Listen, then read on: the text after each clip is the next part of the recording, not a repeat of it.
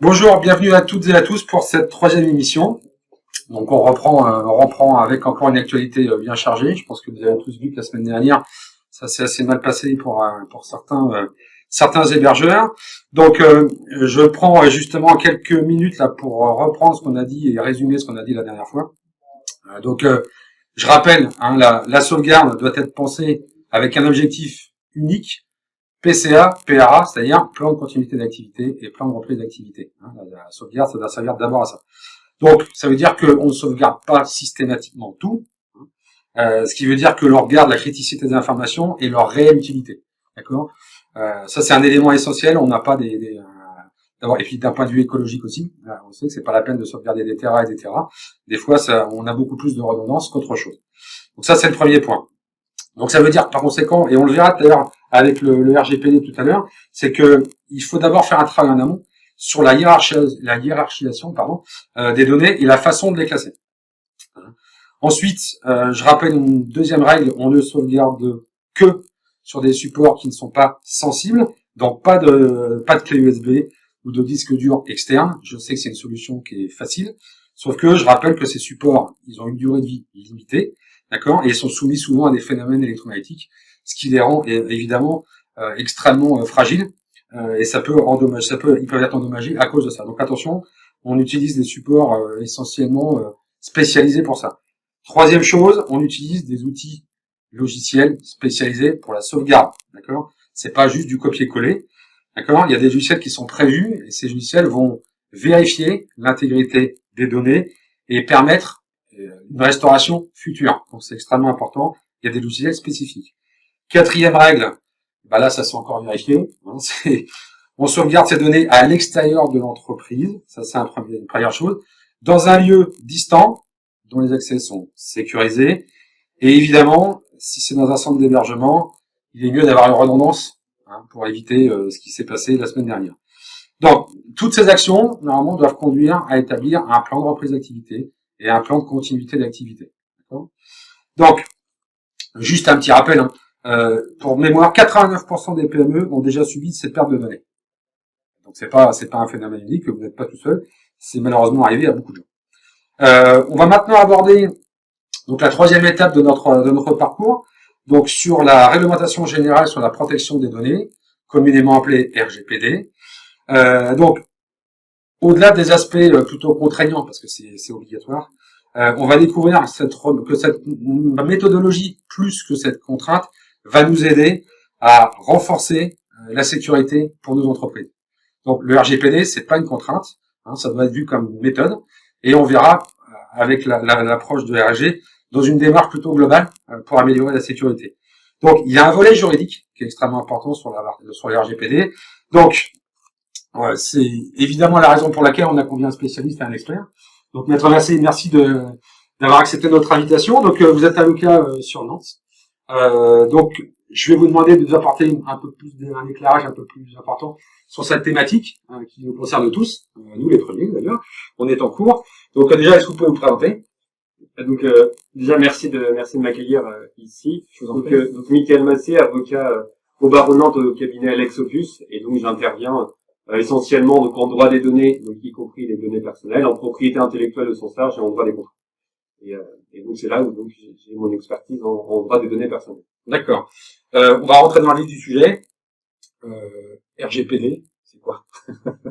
Alors le RGPD en tant que tel, c'est le règlement général sur la protection des données. Donc en fait c'est un règlement européen, donc qui est tiré de l'Union européenne, et donc qui s'impose en France au même titre qu'une loi, donc qui est obligatoire au même titre qu'une loi.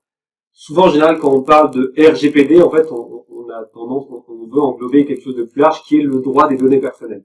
On résume aujourd'hui au RGPD, mais c'est vraiment le droit des données personnelles qui est plus large, et notamment en France, la première loi, c'est la loi 78 informatique et liberté, qui a été mise à jour. Mais effectivement, quand on parle de mise en conformité RGPD, c'est vraiment mise en conformité au regard du droit des données personnelles.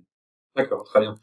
Et au niveau des données, quels sont les traitements justement qui sont concernés par cette loi?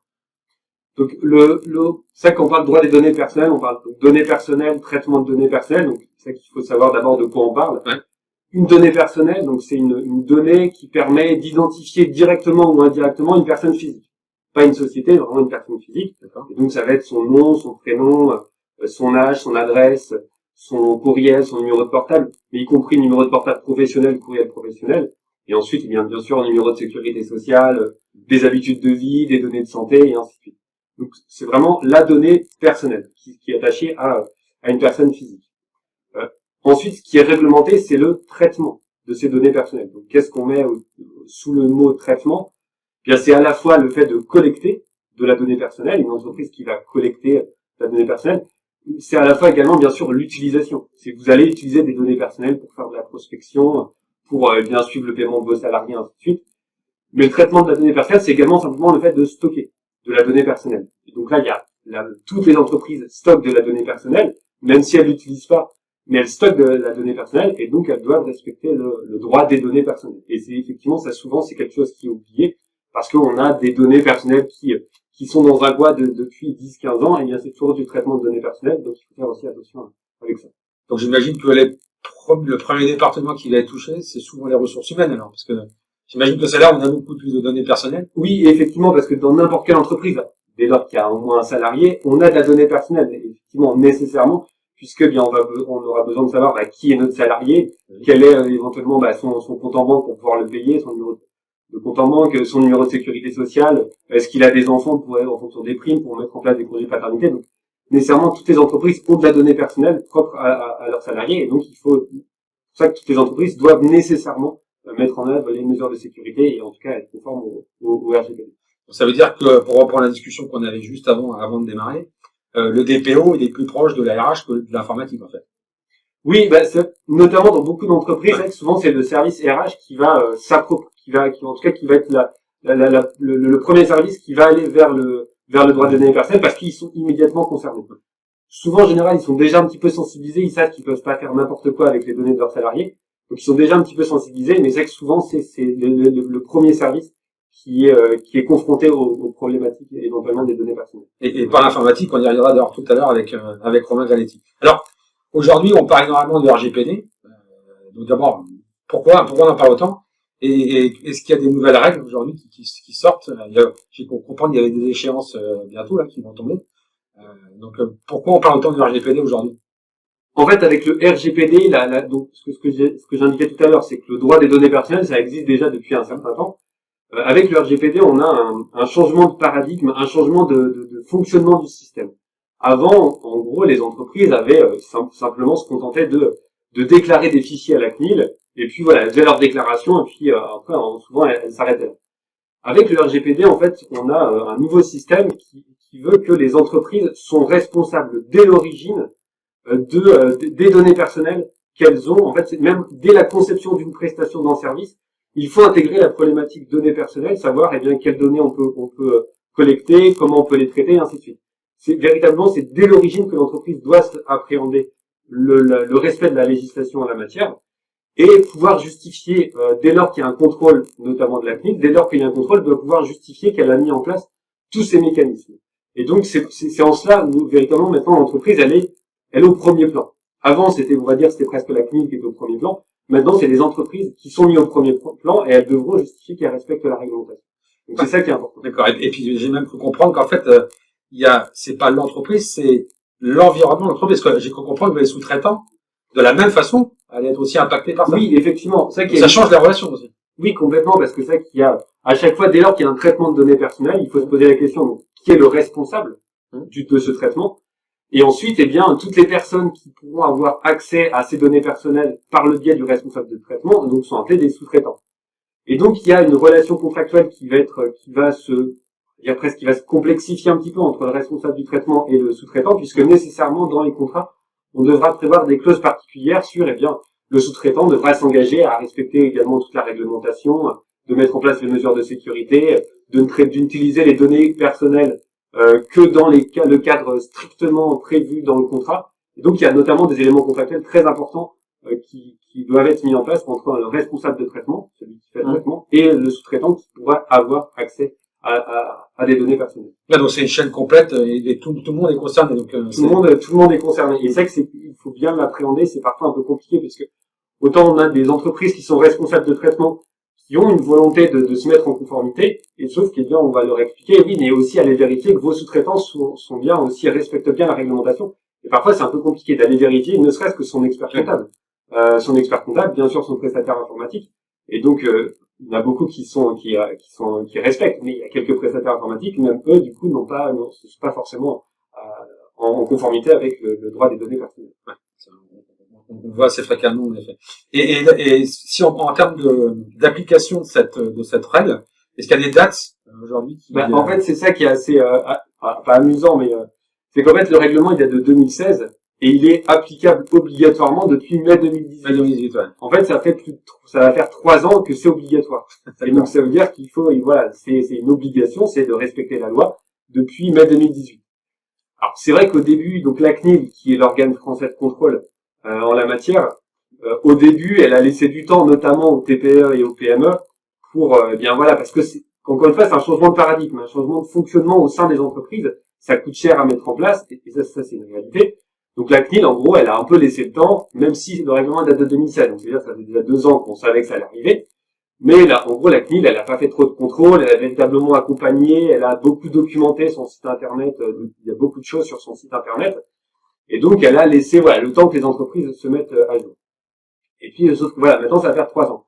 Et notamment, dès l'année dernière, on voit que les contrôles augmentent, les sanctions augmentent. Clairement. Et ce n'est plus uniquement les grandes entreprises. Là, j'ai des dernières décisions de décembre 2020. On avait une décision qui était contre une entreprise de 70 salariés et une autre contre une entreprise de 2 salariés. Et c'était pour des choses toutes simples, mais c'était de faire notamment de la prospection commerciale, donc une entreprise qui va avoir des clients, et c'est le fichier client, effectivement, qui n'était pas respectueux parce qu'on n'avait pas le consentement, on démontrait pas qu'on avait le consentement des personnes. Donc c'est des choses qui sont toutes simples. Là, l'entreprise, elle s'est pris une amende de la CNIL. J'ai même vu 2 médecins qui ont été aussi, oui, en fait. Parce c'était des photos qui étaient accessibles via le net. Oui, effectivement. Et là, c'était même plus des problèmes aussi de sécurité informatique, justement. Parce qu'ils n'avaient pas mis les mesures de protection. Alors, je sais plus, c'était des mesures de protection qui avaient été violées, ou est-ce que c'était simplement, ils avaient fait une fausse manip. Ouais, c'était une fausse manip. Ouais, tout simplement. Voilà. Il y a besoin de conseils. Mais voilà, maintenant, c'est tout type d'entreprise. Il ne faut pas se dire que le RGPD, maintenant, c'est uniquement, ça concerne que les grandes entreprises. Maintenant, certes, Google a déjà pris une grosse amende de la CNIL. Il y a plus d'1 an, 2 ans maintenant. Mais voilà, maintenant, c'est plus que les grosses entreprises, c'est également les TPE et les PME. Alors, concrètement, quelles sont les actions qui sont à mettre en œuvre pour justement assurer cette mise en conformité des pratiques avec les nouvelles règles? Oui, alors, c'est un peu compliqué. Enfin, il y a beaucoup de choses à dire. Si pour aider dans les grandes lignes, on va dire qu'il y a 3 étapes. Première étape, c'est recenser. Dans l'entreprise, recenser les données et les traitements.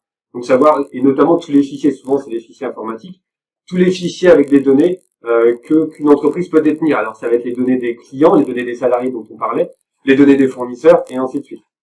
Donc c'est déjà recensé. Ça c'est important. Savoir quelles données on a et où elles sont. Deuxième étape, ça va être, et bien ensuite, une fois qu'on voit nos données et les traitements, et bien c'est de se poser des questions sur ces données, et c'est-à-dire, eh bien, est-ce que ces données que l'on détient, est-ce que on a le droit de les détenir, est-ce que c'est licite, est-ce qu'on a bien le consentement des personnes concernées, ou est-ce qu'on a ces données parce que c'est nécessaire à l'exécution d'un contrat, est-ce que c'est vraiment nécessaire d'avoir ces données, parce que voilà, donc, en gros, il ne faut pas avoir de données si elles ne sont pas nécessaires, donc c'est quelque chose d'important. On va se poser la question, bien, quelles sont les mesures de sécurité informatiques ou organisationnelles mises en place. Est-ce que le droit des personnes sont respectés parce qu'on leur donne l'information et on leur permet d'exercer leurs droits. Donc ça, il faut se poser toutes ces questions-là. La finalité, c'est ça, c'est la finalité. En fait, pourquoi on est à ces données-là? À quoi elle sert et pour qui? Exactement. Et donc là, en gros, c'est de se poser plein de questions. Et donc de savoir, en gros, ça permet de savoir ce qui est bien et ce qui n'est pas bien. Donc ça veut dire qu'en fait, lorsqu'on est contrôlé, si on arrive à démontrer la finalité justifiée, la licéité des choses, finalement, il n'y a pas de souci. Non, oui, dès lors qu'on arrive à justifier que on a ces données personnelles, mais parce que c'est nécessaire pour telle finalité et que ça avait été prévu et que les personnes concernées ont été informées, et du coup, il n'y aura pas de difficulté. Et donc là, effectivement, il y aura aucune difficulté dès lors qu'on arrive à démontrer ça. Donc ça, c'est vrai que c'est la deuxième étape, c'est de se poser la question pour identifier les problèmes ou notamment identifier les problèmes. Ce qui permet ensuite d'arriver à la troisième étape, et bien donc c'est la vraiment mise en conformité. Et donc la mise en conformité, eh bien, ça passe par faire supprimer certaines pratiques, parce qu'on a détecté qu'il y a des pratiques d'avoir le mot de passe scotché sur le poste informatique. Ça arrive encore, ça? Non, ça c'est un exemple. Mais voilà, donc c'est de supprimer certaines pratiques. Parfois, ça peut être un peu compliqué.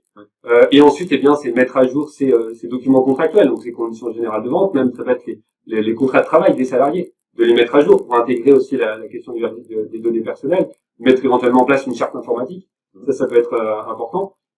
En général, moi, ce que je recommande toujours, peu importe le type d'entreprise, c'est de rédiger un registre des traitements. Le registre des traitements, c'est vraiment le document où on va définir justement toutes les données personnelles, ce qu'on en fait, où elles vont, combien de temps elles sont stockées, ainsi de suite.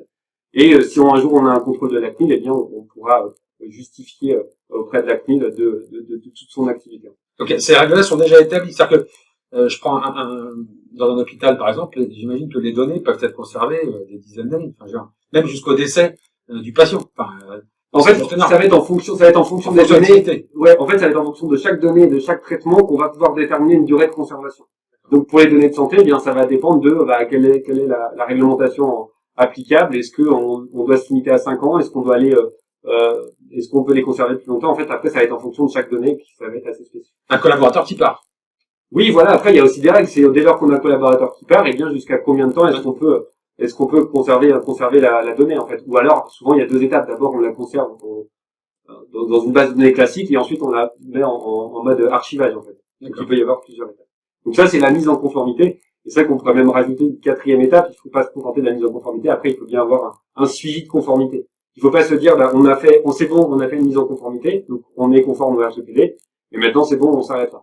Non, après, c'est vraiment un travail continu, en fait. C'est dès lors qu'on a des nouveaux collaborateurs, il faut les former. Dès lors qu'on a des demandes d'accès, eh bien, il faut y répondre. Donc la conformité aussi, c'est quelque chose de continu. Oui, puis le droit bouge beaucoup, donc j'imagine que la jurisprudence, pareil, évolue aussi, donc oblige à mettre en conformité, et c'est systématique maintenant. Et exactement. Alors, sachant que d'autant plus qu'aujourd'hui, comme on n'a pas encore de suffisamment, en tout cas, de décisions de justice qui vont nous dire justement dans quel sens interpréter telle notion. On a des décisions de la CNIL, effectivement, qui permettent de nous enrichir, mais sauf que voilà, la CNIL est déjà un petit peu à l'origine des textes, donc on sait à peu près comment elle peut penser. Mais oui, on n'a pas encore de vraies décisions de justice, notamment de la Cour de cassation, et là, il faudra peut-être attendre une dizaine d'années avant d'avoir des bonnes interprétations des notions, des textes. Ou de la Cour de justice de l'Union européenne, puisque ça reste, encore une fois, un texte de l'Union européenne. Et par contre, pour assurer un peu les entrepreneurs qui nous écoutent, est-ce qu'il y a pas une date fixe? On dit pas, voilà, fin 2021, vous devez être c'est pas, genre, il n'y a pas de date fixe aujourd'hui. Si, la date fixe, c'est mai 2018. Ah ouais, d'accord. Donc on est tous en retard. Oui. Pour ceux qui sont pas encore invités, oui, c'est la date fixe, c'est mai 2018. D'accord. Donc ça veut dire que n'importe quelle entreprise peut être contrôlée aujourd'hui. Oui, aujourd'hui, demain, il y a un agent de la CNIL qui peut arriver, et puis, alors souvent, aujourd'hui, elles interviennent encore lorsqu'elles ont une réclamation d'un particulier, mais vous avez pour n'importe quelle entreprise, il y a un salarié mécontent, un client mécontent, bien forcément, il va faire une réclamation à la CNIL. La CNIL va, si elle s'y intéresse un peu plus, et peut envoyer un agent et faire un contrôle. Et dès lors qu'on est entré dans le processus de contrôle, il y aura à un moment une délibération et une sanction qui pourra tourner. Parfois, il y a des sanctions qui sont simplement une astreinte, il faut se mettre en conformité. Vous avez 2 mois pour vous mettre en conformité et qu'il n'y a pas d'amende. Mais de plus ça va aller, moins il y aura uniquement moins de tolérance exigeante. Donc on a parlé des obligations d'entreprise, et au niveau des personnes, quels sont les droits justement des personnes qui sont concernées par ça? Oui, notamment parce que voilà, chaque personne donc, qui a ces données personnelles qui vont être détenues ou traitées par une entreprise a plusieurs droits. Et donc c'est les droits un peu classiques que l'on connaît, c'est le droit d'accès. En fait, n'importe quelle personne peut demander à l'entreprise, quelles sont les données personnelles que vous avez sur moi. Donc c'est le droit d'accès. Ensuite, il y a le droit d'effacement. Donc bien sûr, donc, souvent on fait un droit d'accès et dit vous avez cette donnée personnelle sur moi, vous n'avez pas à l'avoir, merci de la supprimer. Donc une demande d'effacement, un droit d'effacement. Il y a ensuite un droit d'opposition, en fait, de dire certes vous avez ces données personnelles sur moi parce que c'est nécessaire pour l'exécution d'un contrat. Je sais pas, mon abonnement internet, c'est normal que mon fournisseur il ait mon numéro de téléphone, ça c'est normal. Par contre, je peux demander, non, je ne veux pas de prospection commerciale. Donc vous arrêtez de m'appeler pour me proposer des produits. Donc ça, c'est le droit d'opposition. Et ainsi de suite. Donc on a quelques petits droits comme ça qui existent. Et donc il faut vraiment s'assurer de permettre aux personnes de pouvoir exercer leur droit. Parce que ce qu'on constate quand même au quotidien, c'est que c'est quand même très peu appliqué. Vous venez parler des le numéro de téléphone. Je pense qu'on est tous ici, on a tous été appelés X fois pour des. Oui, mais et ça aujourd'hui c'est quand même très compliqué. moi je sais qu'à titre personnel, parce que comme n'importe qui, du coup, je suis démarché par téléphone. À titre personnel, justement, à chaque fois, eh bien, je demande à l'interlocuteur, comment est-ce qu'ils ont mon numéro. Alors la personne en général ne sait pas me répondre, mais du coup, je récupère l'adresse mail du DPO, donc la personne en général qui va gérer et récupérer les demandes d'accès. Et en général, quand j'ai un peu de temps, eh bien, du coup, je me prive pas d'envoyer un mail, de demander, de justifier. Et ce qui est assez intéressant, parce que parfois, du coup, les personnes ne me répondent pas du tout, me répondent complètement à côté, ou là, la dernière fois, c'est qu'on me redonnait mon adresse postale d'il y a 10 ans, donc ce qui est une aberration. Et donc là, pour le coup, je suis en train de creuser et donc de remonter la chaîne. Je suis rendu à 4 personnes, à 4 sociétés qui se renvoient la balle. Et donc voilà, je pense que n'importe quelle personne aussi physique, pour son propre intérêt, pourrait faire ça. Donc on peut faire valoir ses droits. Donc après, quelles sont les sanctions prévues dans le règlement justement, notamment pour les entreprises? Oui, là, c'est une des grandes nouveautés aussi, c'est que c'est la mise en place des sanctions administratives. C'est-à-dire que la CNIL directement va pouvoir mettre en place des amendes. D'accord. Donc c'est des amendes qui vont être, alors il y a un plafond à 10 ou à 20 millions d'euros et en termes de pourcentage du chiffre d'affaires. Donc c'est 2 à 4% du chiffre d'affaires mondial en fonction de la gravité de l'infraction. Ça peut quand même monter très très haut en fait. Et donc il y a ces sanctions administratives que la CNIL peut imposer. Et ensuite bien sûr on a toutes les sanctions pénales parce que ça reste une infraction pénale le fait de ne pas respecter la législation en la matière. Et on a également les sanctions civiles, tous les dommages d'intérêt que chaque personne pourrait demander. Et si vous imaginez que vous avez une base de données de 50 000 clients et que cette base de données est totalement illégale et que chaque personne demande en indemnisation ne serait-ce que 50 euros, ça peut monter très très vite les dommages d'intérêt potentiels. Donc c'est les amendes administratives de la CNIL, les sanctions pénales et des sanctions civiles des dommages d'intérêt. Donc ça peut coûter très cher. Ah, si j'ai entendu parler de 2 à 4% du chiffre d'affaires annuel, ça commence à faire vraiment. Oui, c'est ça. Ça peut commencer à faire beaucoup. Un petit peu. Ouais, c'est ça. Ok, Maître Massé, merci beaucoup en tout cas pour ces explications. C'était très clair.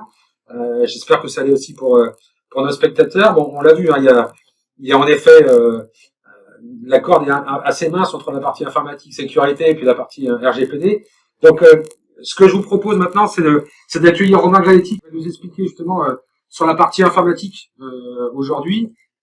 Comment on peut vous accompagner, qu'est-ce que peut faire aujourd'hui une société informatique justement pour accompagner cette démarche. Hein. Moi, je pense qu'il y a plutôt une méthodologie derrière, on l'a vu, hein, sur la partie justement sélection des données, bien identifier où sont ces données. Donc, il y a un travail quand même de fond qui est à réaliser. Ça impacte évidemment les sauvegardes, hein, et évidemment la sécurité des personnes.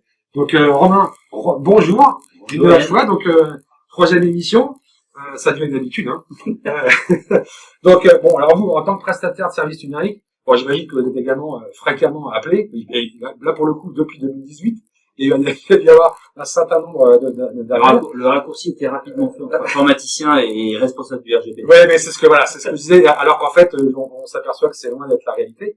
En tout cas, ça devrait pas l'être, mais ça l'est malheureusement assez souvent. Donc, on regarde des aspects méthodologiques et puis de ce qu'on a évoqué les deux dernières émissions, c'est-à-dire la partie sécurité. Comment vous aujourd'hui vous pouvez accompagner en fait les entreprises qui ont cette obligation et qui sont, on constate, souvent démunies, elles savent pas par quel bout le prendre. Est-ce qu'il n'y a pas une démarche en amont à réaliser pour justement accompagner les PO, accompagner l'entreprise et les salariés pour justement leur donner leurs droits finalement et puis les aider aussi dans la partie sécurité? Si, il y a plusieurs choses à faire. Donc, on a un plan chez AG en 3 parties, 3 étapes.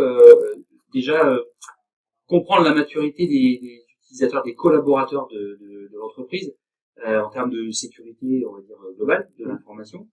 On parlait des mots de passe tout à l'heure. Ouais, voilà. Rester sur des c'est-à-dire que si la donnée n'est déjà pas bien sécurisée dans l'entreprise, il est difficile d'aller plus loin dans cette démarche de la RGPD.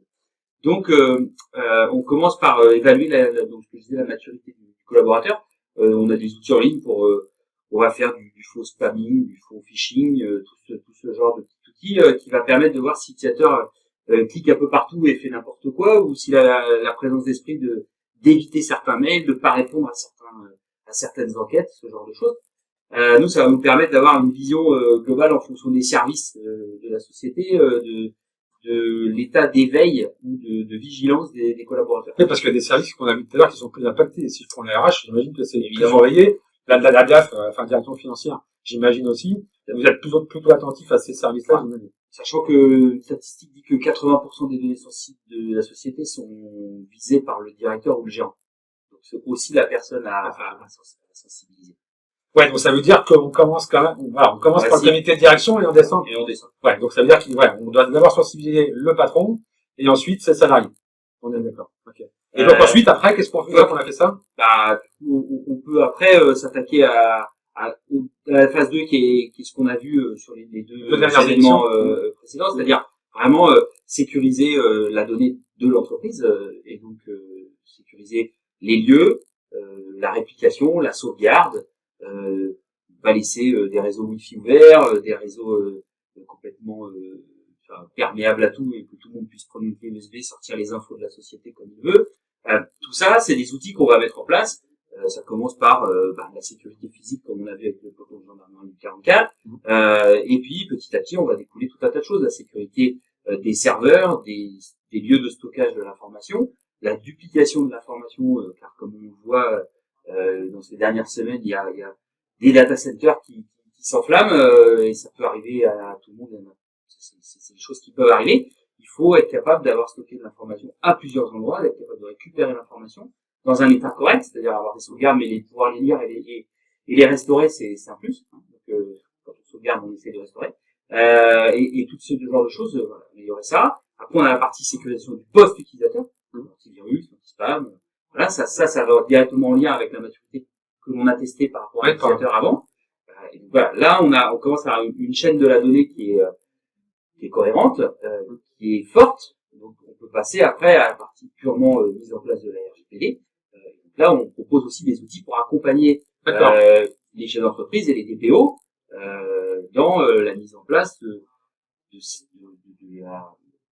la conformité RGPD. Donc, c'est-à-dire, on va faire, expliquer Mickaël, avoir le registre des traitements, savoir où on va, qu'est-ce qu'on fait de la donnée, on la garde, pourquoi on la garde, et ainsi de suite. Oui, parce que ce qu'on a pu constater sur le terrain, c'est qu'en fait, la plupart des DPO qui sont, on disait souvent des DSI, moi je les vois avec des fichiers Excel. C'est juste un peu compliqué. Et donc vous, est-ce que vous avez c'est l'outil le plus simple. Ouais, c'est l'outil le plus simple. Maintenant, c'est pas le plus pratique. Ouais, c'est pas le plus pratique. Et en plus, on disait le droit évolue, donc quand il faut mettre à jour, ça peut être un peu compliqué. Aujourd'hui, on propose une solution SaaS, d'accord, qui a été créée par des avocats. Du coup, pour la partie légale, c'est pas mal, qui faisait de la mise en conformité RGPD avec du tableur Excel au départ, et puis petit à petit, pour aller plus vite, emmener de la fluidité dans leur conseil aussi, passer moins de temps à répéter toujours la même chose, à dupliquer des traitements, ce genre de choses. Et ils ont créé un outil, puis un petit outil interne, et puis petit à petit, ils se sont mis à vendre cet outil. Et aujourd'hui, voilà, c'est une solution qu'on propose qui permet de vous d'accompagner l'entreprise et les DPO sur la mise en place de la partie RGPD. Donc c'est un tripartite, on a la partie informatique, la partie droit avec l'avocat qui lui va s'occuper justement de la mise en conformité des contrats, on l'a vu tout à l'heure, et puis les collaborateurs en interne qui doivent être avec le DPO, qui doivent être justement sensibilisés à tout ça. Ok, très bien. Écoutez, merci Mickaël encore pour votre intervention. Romain, merci beaucoup. Alors, la prochaine étape, elle sera toujours en lien avec la sécurité. On va être un peu plus dans le métier des experts de la sécurité. On parlera beaucoup de cybersécurité. Donc, ce sera le 15 avril, si je dis pas de bêtises. Donc, on vous donne rendez-vous le 15 avril avec une société qui fait de l'expertise et qui fait ce qu'on appelle des audits flash. Donc, qui va tester en fait la robustesse de la sécurité que vous avez mis en place. Donc, voir si vraiment c'est conforme. Et puis derrière, s'assurer que justement le RGPD sera bien conforme et on sera conforme en tout cas au RGPD. Merci à vous et puis je vous dis à très bientôt.